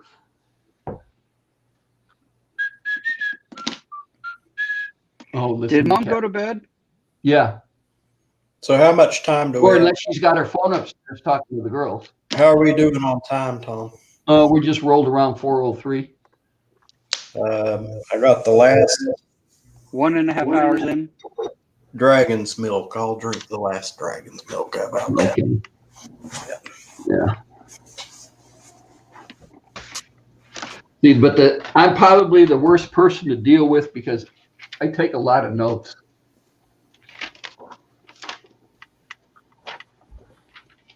And so, and then this will actually go in Tucker's file, the notes I made here. I could see when I'm gone, the fun that T-Dub and Pat are going to have. What the fuck did he keep this for? You're supposed to. The way your mind Not works, looking bud. forward to that day. I know, but you're supposed to still chuckle. I do it for a Oh, we laugh. will. Yeah. Well, I don't know how sober I'll be during those moments. So You're telling me when I I'm better. doing that shit, I will tie one on pretty good. I better put a bottle of Irish whiskey in the back of the fridge then. Pretty much. That'll be. Oh yeah, and if I stay on the planet as long as I figure I'm going to be on the planet, that'll be nice and cured in the back of the fridge.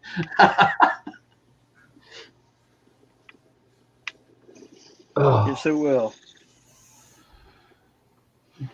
So what are the girls doing? They're getting yelled at the moment by Chris. Oh, okay. Yeah, she's not looking forward to me being gone for 2 weeks. Straight 2 weeks.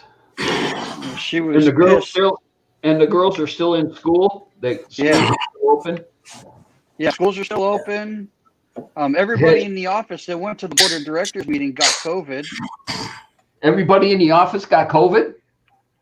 Everybody that went to the board meeting got COVID. Oh, That's awesome. Wow. Freaking. Are you staying at home? Are you working from home then? No, I had design school this week. Oh, that's right. Everybody got it. So And I had to go in. That's terrible. it's terrible. Are you on earbud or speakers? Earbud. Tell Chrissy hi. My dad says hi. I heard it.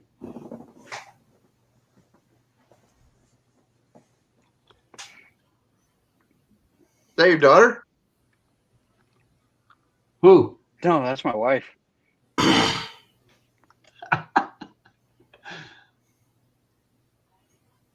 No, I know nobody on this panel. is- She's Oh. smiling.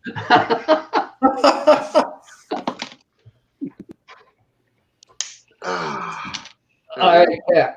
No, as you can see, I'm starting to get ready to leave, so I'm slowly packing. So my Yeah. bedroom's thrashed right now. You do like I do. You start packing about a week before you have to go somewhere. No, he's going tomorrow. No, Sunday. Oh, Sunday. Sunday. Oh, that's right. Sunday. oh, okay. Well, that's in the time frame. It's only Friday, so you got another day.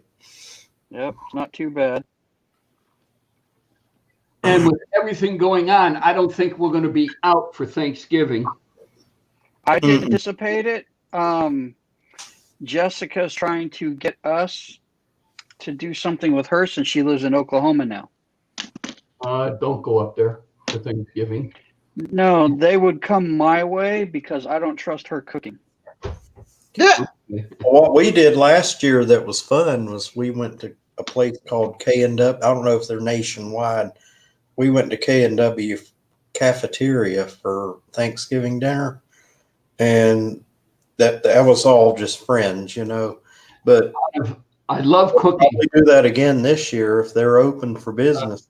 They David, get a line all the way out the door. I mean, I love cooking. I believe it. I love cooking. The one meal I hate cooking is Thanksgiving dinner. I love to cook Thanksgiving dinner. I hate cooking Thanksgiving. dinner for years. When I was married, I cooked it. Now, I did enjoy doing that. I did enjoy it. Oh, you want to do two? Look at this. No, you just lost the other one. I'll Huh? tell you what, Tom, if we weren't in the middle of this mess, I would come and cook Thanksgiving dinners for you. There's a I place can, here. David, I can cook Thanksgiving dinner. I do T-Dub can probably testify. I do an awesome job cooking Thanksgiving dinner. I Yeah, just like- because of the amount you're up at daybreak. You're cooking constantly in the kitchen, Yeah, it's an all day. and you're in the kitchen constantly. So any football or beer drinking, you got to. In my house, you just look over the island. I'm not into sports. Oh, Well, I'm happy to cook in the kitchen and sip on a little wine. leftovers, everything else just yuck. Well, see, I don't mind cooking because I was never really into the sports. I mean, it's just not my area, you know. And it's like I was happy as a clam being in the kitchen doing the turkey and, you know, getting up early in the morning. And you do all the baking the night before. You do all the pies and all the desserts the night before. And T-Dub, what camera's that? The one you sent me. Oh, that's the one I sent you? Yeah. Cool. Okay. Yeah, I've even gone to my brother's house and cooked Thanksgiving dinner for them. You know, Nah. There's a We've gone to a place called Mimi's Cafe, and I've heard of them. yeah, and We we have that here. Oh my. There's There's one. Thanksgiving dinner. But I think the funniest Thanksgiving dinner was, and probably I want to say the all-time greatest Thanksgiving dinner is when we were in Hawaii, and what we did. that I was the most easiest prepared meal, but the location made it worth it. Yeah, I yeah. haven't heard of Mimi's Cafe in like years. I know where one is. There's one here. But we sat there. We were in Kauai Yeah. in a timeshare condominium that a friend of mine had at work. Mm. It was me, Nancy, T-Dub, Patrick, my mother-in-law, Nancy's mom, and Chrissy, T-Dub's fiance at the time. Were you engaged at the time or girlfriend? No, she was girlfriend. It was about 6 months later. I popped the question. It was suggested that it's either move on or pop the question. Oh, so you made the announcement, huh? Okay. So yeah, so we were all in Kauai, and we're sitting there, and what are we going to do for Thanksgiving? So we got pre-made dinner rolls, we got sliced turkey from the deli, we got bottled turkey gravy, we got boxed turkey dressing, we got everything was that, and we just threw it all together, and we sat back. And what was the movie we watched? We watched a movie. What was it? Taken. That's right. We watched Taken, the first one. Yeah. Mhm. And we're eating Thanksgiving dinner. The sun's still going up. We hear the waves crashing on the beach because of the condo was almost right on the beach. It was the most beautiful Thanksgiving, even though it was all pre-prepared food that we just warmed up and threw together. Who cares? It's not about the freaking food. It's about the experience. What he Well, said. like last year, the experience was great. You went in there, you had to wait in line for quite a while, but you went in there and you told them what you wanted to eat. They made you a plate. You went on down. You went to they gave you like a ticket. You didn't pay for it right then. You paid when you left. But it's like you got everything you wanted. You went over, they pushed like 3 tables together for us, and we all sat there and ate dinner. And it was great. It was great, and nobody had to cook or anything. It was like, we'll probably do that again because nobody's going anywhere nobody's going having Thanksgiving dinner at home because COVID, you're right. so we'll There's just repeat it. Barbecue joint here that makes smoked turkeys, and you can buy like a 5, 10, 15, 20 pound smoked turkey and have it cooked for you. You think we're having a good time? Here, hang on.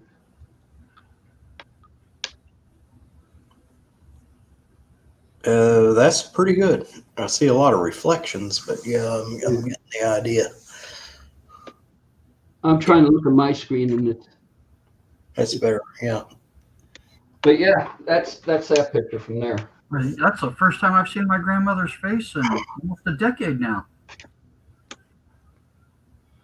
I get to go to dinner with her next Thursday. What's me or to her? Her. Oh, After she said what she said to my kids. yeah. T-Dub and his grandmother do not get along. So we leave it at that. No discussing that. Okay. Just let her know I said I love you. Yep. Anyways, We're taking her to Viva Mikado's. We'll see how she likes it. will she remember the experience after 5 minutes after you leave? No. Okay. So how's it in their neck of the woods? Let's see. There we go. Oh, as far as COVID? Oh, just in general, I'm just trying to change the subject. Okay. So, okay. All right, David, what's COVID like? Are you guys going, COVID, you going down? Number of cases going? Must be going down because we're in phase 3. So they opened up more. Yeah, we've opened up more. I don't know by how much. I haven't been keeping track of it, but yeah. And my church, we're gonna have church on Sunday, first time since March. All right. So all right, Kat, how's Since COVID? I live in a liberal state, there's a constant overreaction to an increase and a decrease, an increase and a decrease, an increase and a decrease, which is called a fluctuation. I don't know if they realize this or understand it, but it just goes with the whole freaking thing like, oh, we opened the schools and the numbers went up. Okay, they've been at school for a while, then the numbers went down. Oh my God, there's a freaking weekend, the numbers went up. Oh no, the numbers have gone down since they've gone back again. Well, see, they're looking at it day by day. I think they ought to be looking. Oh no, one kid in the school got it. Let's shut the school down and sterilize it. Ah! I don't know anything about that. No. All right, Tito. We're not getting any more new cases. How's it in the Dallas-Fort Worth area? I'd say we're like a stage 2.5. Okay. Yeah, Some we restaurants discussed are that. open to 50 to 75% capacity. No fast food. You can't go sit in the dining area of most fast food joints. A couple have said, well, I'm in Texas, so Governor Abbott's pretty much like to everybody. But most fast food joints like McDonald's, the big corporate fast food joints, they're No, like you can't. dining in there. Yeah. They don't want any lawsuits. Yep. Dining room is closed. Okay. All right. Here in Nevada, it's going down. The number of cases reported are going down. The number of people in the hospital are going down. Everything is going down. The governor has opened up. He's opened up the bars. You still can't sit in a fast food restaurant and eat. Unless you're the governor. Huh? Unless you're the governor. Yeah. Last night, Nancy and I went to one of our favorite Mexican restaurant for dinner, or let's say she had dinner. I had margaritas. Yeah. Hey, you're talking my language, Tom. And I go for the margaritas. The dinner is on the side. Just give me Whenever I did Mexican, I'd go for. I know a great place here to get margaritas. If you ever visit, I'm not saying it'll ever happen, but if you're ever in this town, I'll take you and get you the greatest margarita you won't forget this margarita. Hey, David, that's all I go for is. I mean, we go to T-Dub's house, and we go to Texas Roadhouse. I'm drinking margaritas. You know who had good margaritas? I'm drinking margaritas. We go to a Mexican restaurant here. You get the point? I'm drinking margaritas. You know who had good margaritas here, and we don't have it anymore, is Ruby Tuesdays. I always ordered a margarita at Ruby Tuesdays.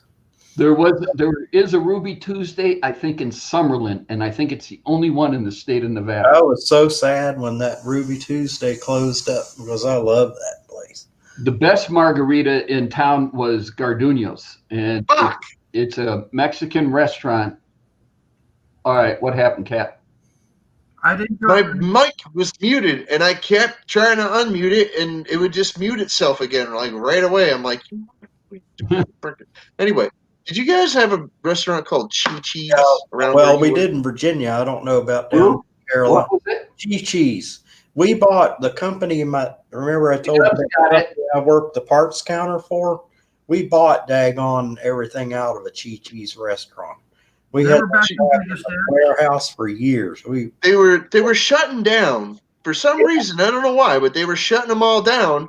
And freaking that place was freaking great. Yeah, I love Chi-Chi's. That was like a lot of people loved it. And I went in there and I got food there sometimes, and I didn't do it all the time, and I can't say I'm like super ecstatic about their leaving or anything, but man, my friends had a blast drinking margaritas over there and freaking just eating a good food and having a great time. I don't know why it went under. Yeah, I remember Chi-Chi's. We had one here. We have one here called Mi Pueblo. It's kind of like a little chain, but the bar is really good in that restaurant. It's a great bar, and that's where I would take Tom for that margarita. Because, man, when you get done with that margarita, you wouldn't even be able to find the car. Yeah. You'd be Ubering. I've been told that several times, and I still found my car. Well, I don't think I'll be riding in the car with you. I think I said I found the car. I didn't say I'd be driving the car. Yeah. I think you'd be leaving the car. Yeah. I could see you on the back seat of my Vespa. Well, I mean, it's margaritas are good, man, especially if they're made right. I mean, I think the last batch at Texas Roadhouse, we went during happy hour, so they gave you an extra shot when we were there last in June. Mm-hmm. And we all went, and they gave us an extra shot. And what they did is they gave it to you in like in a fluorescent painted, like test tube or anything was the extra shot. So Yeah. So you have your margarita, and here's this test tube sitting in there, your extra shot of tequila, and you pour it down, and then you stir it up. I had 4 of those that night, and I found the car. You had 4 margaritas? I found the car. I drove the car, and I made it back to T-Dub's house. This place I'm talking about, Tom, is a 32-ounce margarita. And I couldn't drink it all, and I couldn't find, I mean, I wasn't driving, but it was like, man, 32-ounce margarita. I don't know how much alcohol they put in that thing. Hey, Captain. Yeah. Does my dad have your address? Yeah. I'm going to send you one of these. What's that? It's a UV flashlight. Oh. It looks white on here, but it's supposed to be blue UV. Yeah. I'm going to send it to you. I have like 3 of them. Oh, cool. Thanks, buddy. You're welcome. And What they do you only want take I What do used you want for it? Here. I used to do quality control in an optical lab, and people would order the photo gray lenses on their glasses or the transitions. And the way we would, when the glasses would come through, we would test the glasses to see if they actually put a photo gray lens in there. And sometimes in the manufacturing process, they would not put the photo gray lens in. And the way Oh. Margaritas, T-Dub. the flashlight would make the lens one. Yeah. See, clear lens.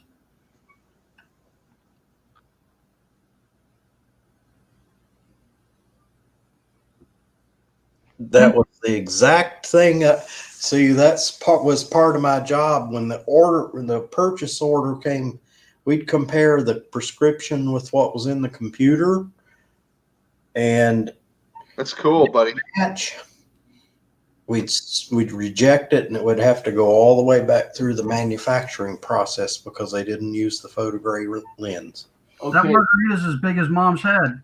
Yeah, well, that's what I'm trying to show David. This is, remember. Oh, well, David, Tom, make yourself big. That I don't want to see that. This is Garduno's. That's one of their big ones. That's what they look like. Yeah, this place up the Mi Pueblo has one that size. Yeah. Yep. I'll be right back. But yeah, no, margaritas.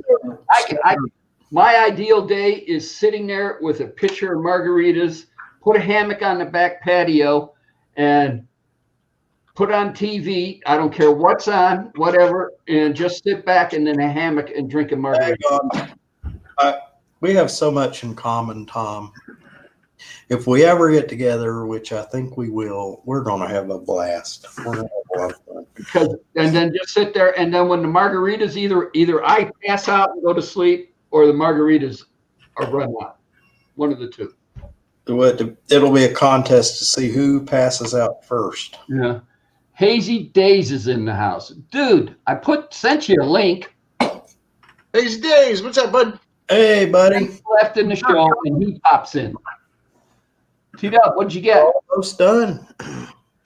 Hold it, wait. T-Dub got something. Oh, I have an addiction. Uh-oh. Right? flashlight. Cat, Flashlight. you watching this? Oh, I have an addiction too. Flashlight. Flashlight. Hazy. Hello. Daisy, what's going on? How's it going? We're going through TW's inventory of flashlights. You are? We were. My wife's about to walk in. I gotta hide them. You got a secret stash of flashlights, have you? Yeah. This is one of the new. Actually, some of them are Christmas presents for my younger brother. Yeah, some of them are going to be given away. This is a red magnet. 3D. I've got to get myself a flashlight real soon. I'm going to start doing some solo camping videos. Oh, nice. Yeah, And Tom, you would appreciate that. This is a modification. I got another one of these, but it's a special modification. It's looks like the headlight on a car. Yeah. I get it in the camera. This is a bulb that goes in the emergency lighting in a building. You know, like when the electricity. When the lights go out and emergency lights take over. Yeah. Yeah, that's one of those emergency. Look how bright it is. It's 12 watts. And Yeah. the battery that's in this light is strong enough to run this 12-watt bulb. And it puts out a lot of light. I mean, Yeah. it would make a great work light for somebody. But, thing is, with those lights now, they're too big. You can get the same light in a small, All compact, right, Hazy, you say you're going to do some what camping? some solo camping. All right, solo camping. I know where you are, Hazy. This is not for, this is collectible kind of antique. Yeah, stuff. yeah, I know yeah, what yeah. you're doing, Hazy. You're doing you want the most efficient lighting. You want like LED, and you want the most. Yeah, well, just something small. And probably to be honest, I'm probably going to get a nice head touch. Yeah, these are. I've they just Oh, look what I've you just done. ordered myself a hammock, a lightweight hammock. Oh yeah, I got the new stuff. That looks like a lightsaber. 1,800 lumens. Yeah. See what I mean? Yeah. Holy shit. Yeah. Hold on. T-Dub, do you know a guy named Drive Shaft Drew? I know Dad's talked about him. I don't think I've met him. Drive Shaft Drew has a son, and his YouTube name is Starpuss. If you don't know Starpuss, he's an avid flashlight collector as well. He also does flashlight reviews on like a lot of the like brand new stuff that's just coming out. So Wow.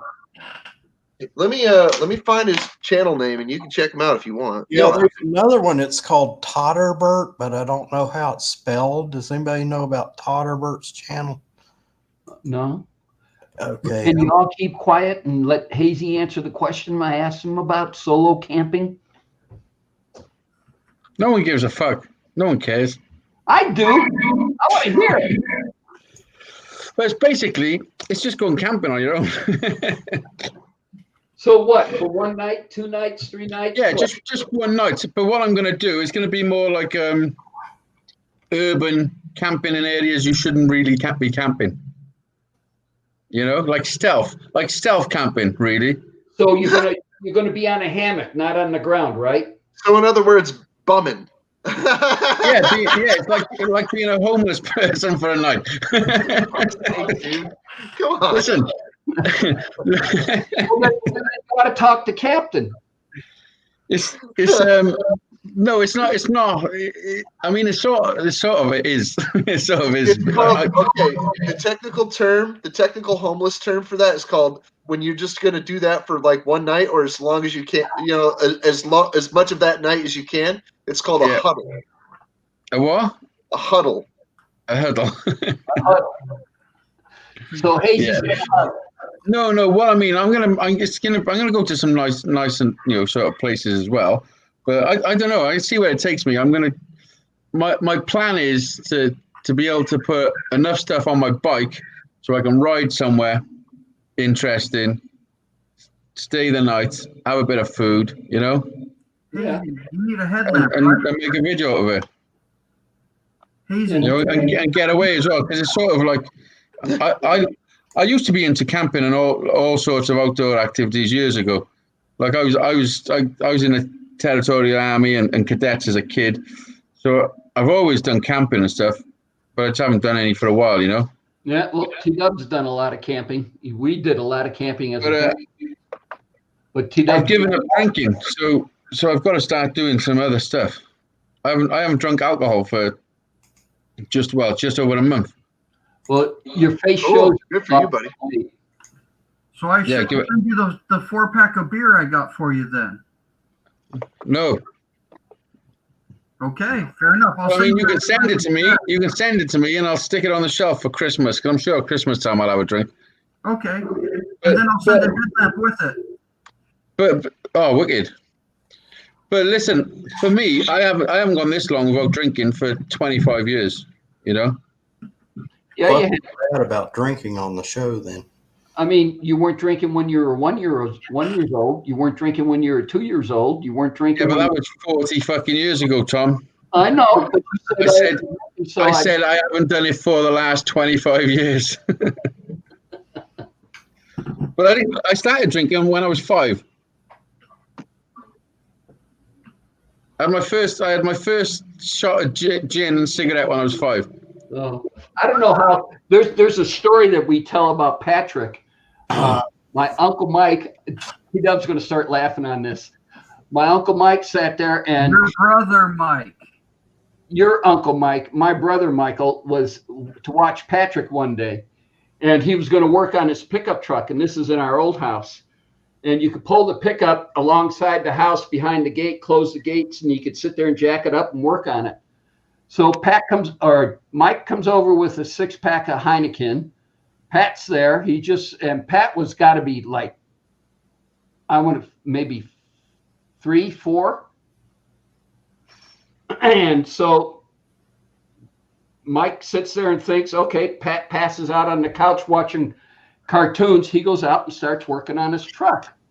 Well, he's working away and he sits there and says, Heineken tastes good. So he goes in and gets a Heineken, pops it open, goes out, starts drinking it, sets it down, goes working on his truck, everything else, sits there and comes back out.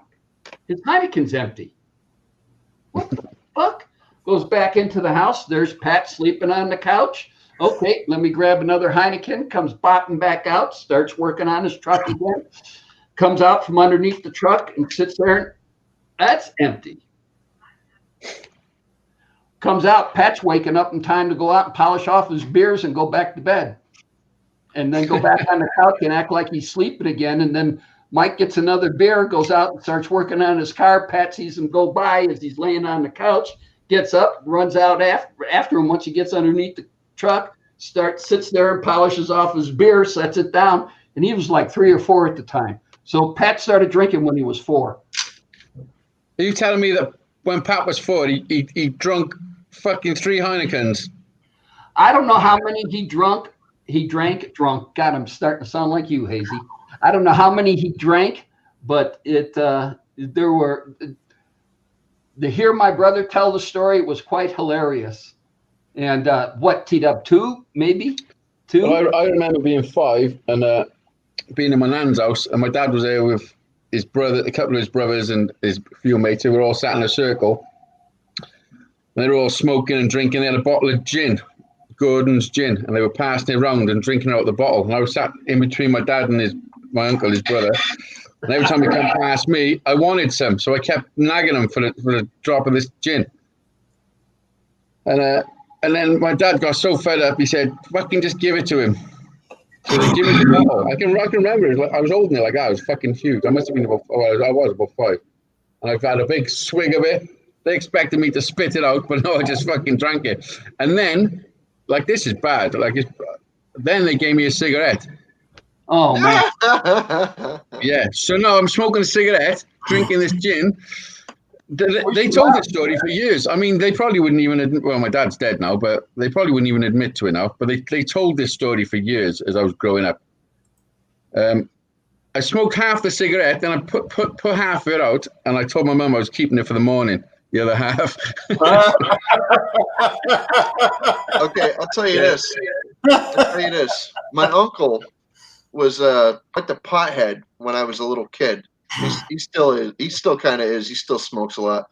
Anyway, him and his friends, like I'd be at the door and I would smell the weed, and I was like 4 years old. I would smell the weed, and they'd be like, "Get the fuck out of here! Get out of here! Go on!" Hey, And Gaffa. they'd open the door and they'd like push me down and be like, just hope I would cry and leave, But no, I persisted. So a couple of times they did one of these. They grab me and they pull me in a room and they sit me up on a freaking stool in the middle of the room. And they threw a blanket over my head and they took a huge rip of the fucking bong and they blew the bong hit underneath the blanket. And they wouldn't freaking let me out from underneath the blanket until I started freaking going like this, getting all dizzy and shit, because they knew I was breathing in the smoke. And then they freaking whip the blanket off my head and be like, "Now get the fuck out of here." Yeah, they dosed you up. So as soon as I freaking run up the stairs, I'm like freaking I'm trying to run up the stairs and falling on my chin and freaking just a mess. And I freaking get upstairs. I'm upstairs for a little while and I'm just like, and finally I feel it and I get so hungry and I'm like, I'm so thirsty.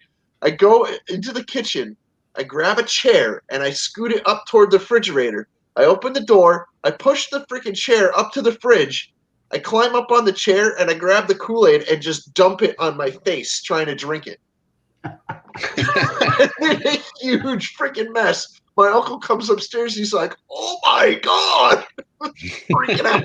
Now you got to remember, my uncle's only like 18 years old at this time. Okay. Yeah. He was a younger dude. My grandparents decided to have, kids, like well after my mother was, already. Yeah. Well, I got an auntie that's a year older than me, or 2 years old. Yeah. 2 years older than me. Yeah. Like we were in school together and shit, Yeah, it happens. Oh well. No, but it was. I remember that. I still remember that to this day, and I'm like, it's like over 40 years ago. Like you were saying, I'm like, yeah, I still remember that. Yeah, I remember loads of fucked up shit. Like loads of fucked up shit. Whatever, dude. I mean, it was a different time period, I remember going to my aunt's house, and I didn't know they were all alcoholics, and especially my aunt. She died of cirrhosis. I didn't know that.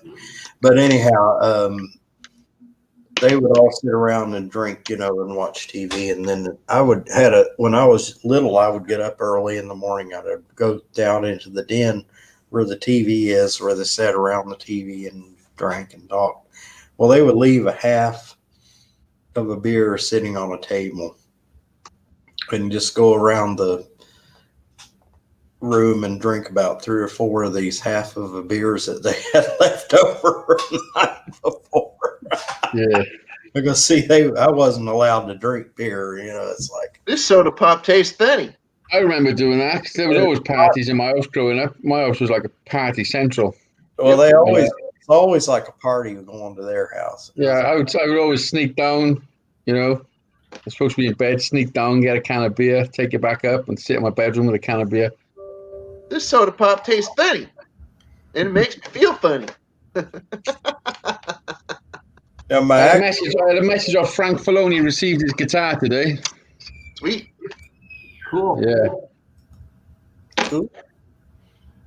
You talked about drinking at a young age. I think I was probably around 11 or 12, and I was given a can of malt liquor, and I sat behind my dad's garage and drank that thing and everything else, and went to bed. And my dad knew something was up because at 7 o'clock the next morning, he's banging on my door. "Get up! You're cutting the lawn today."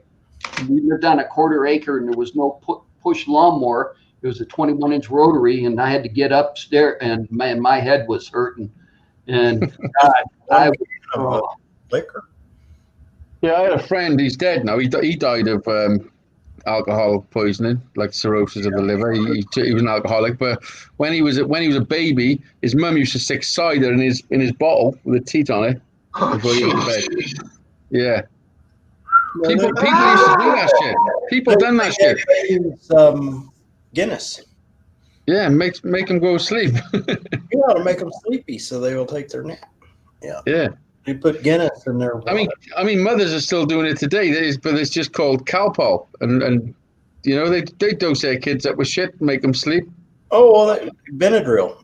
Yeah, I don't know what it's called over there, but I'm sure you got a fucking version of it. Calpol is like an alcoholic. Benadryl. I had a girlfriend that used to give her kids what do you call it? Cough medicine, so they would take their nap. Dexamethorphan. Yeah. That stuff's terrible. But let's be honest, It's it is tough. 4:40. It is tough for the mothers. Show. It's getting on time. Okay. All right. Oh wow, already? Yeah. Yeah. Yeah. Time Well, flies, that was a man. quick 2 hours. Yeah.